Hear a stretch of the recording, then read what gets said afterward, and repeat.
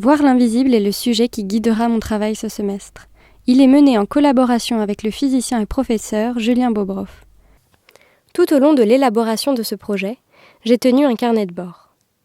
À la manière de ceux présents dans les laboratoires, il est écrit et documenté de façon à ce qu'un futur lecteur puisse comprendre ma démarche, s'en emparer et pourquoi pas la continuer.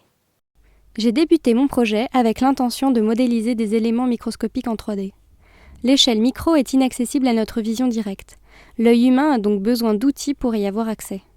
Il s'agissait de penser un nouvel outil numérique permettant d'interréagir avec cette partie imperceptible à l'œil nu de notre monde. Je choisis de travailler sur la 3D car elle permet d'appréhender la volumétrie d'un objet, de l'observer sous des points de vue inaccessibles dans la réalité. La 3D est un support d'étude scientifique, de représentation, de restitution. Elle pallie les limites de la vision humaine. Pour créer des 3D, j'utiliserai la technique de la photogrammétrie.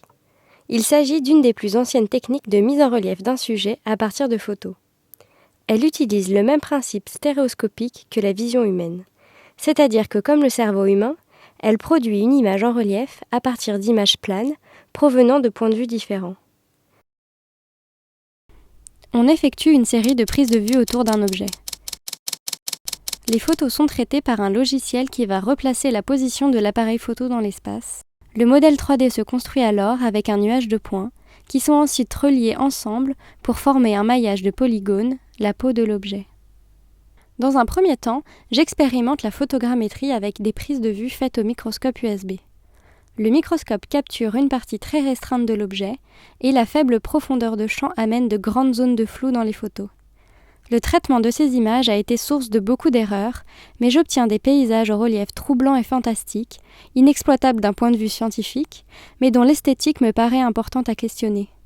Est-ce qu'un style, une esthétique propre, peut émaner d'un processus de création qui n'intègre pas le geste humain ? Je change d'échelle et choisis de travailler à celle de l'objet, pour comprendre d'où viennent les autres sources d'erreurs, les anticiper et, dans un dernier temps, les maîtriser. Je conserve la technique de captation et je tente de scanner les objets suivants. Une clé, un jouet, une punaise. Aucune de ces tentatives n'aboutirent. Les objets circulaires, d'une matière brillante et monomatériaux, semblent invisibles pour le logiciel. Dans ce projet, je souhaite aborder une nouvelle approche de la conception d'objets, en ne cherchant pas à penser l'objet pour lui-même, mais à le penser comme résultat d'un processus. Il s'agit de concevoir un système ouvert, utilisant des outils accessibles à tous, et qui est capable de se renouveler en laissant une place à l'incertitude, à l'absurde, à la surprise. En effet, bien que je cherche un systématisme dans le protocole, il n'y en a jamais dans la réponse donnée par le programme.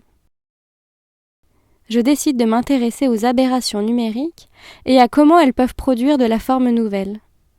L'invisible devient ici ce qui est imperceptible et ininterprétable pour le programme. Lorsqu'il est confronté au vide, à l'absence de données, quelle résolution propose-t-il ? Pour répondre à cette question, je mets en place un protocole strict, quasi scientifique, une suite d'opérations que je répéterai rigoureusement. Je pars d'un objet industriel au volume simple, blanc. Tel quel, il est invisible aux yeux du logiciel, car ses reflets brouillent la lecture de son volume. Je m'inspire alors de la technique de la motion capture, particulièrement de la manière dont sont captées certaines parties d'un sujet par l'ajout de points placés à des endroits précis. J'évalue l'impact des points, des lignes, des aplats de couleurs mates ou brillantes. Un aller-retour s'installe entre l'objet capté, le motif que j'y applique et l'interprétation que le logiciel en fait. Ces zones marquées deviennent des repères, c'est elles qui rendent visible l'objet. Dans un même temps, elles sont une source d'imprécision car le logiciel interprète ces zones comme autant de nouvelles textures et informations.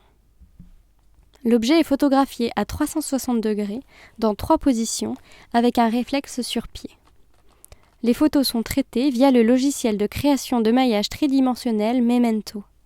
C'est lui qui construit la copie numérique de l'objet. Le cerveau humain utilise sa logique, sa mémoire et son environnement pour reconstruire mentalement ce qu'il ne peut pas voir.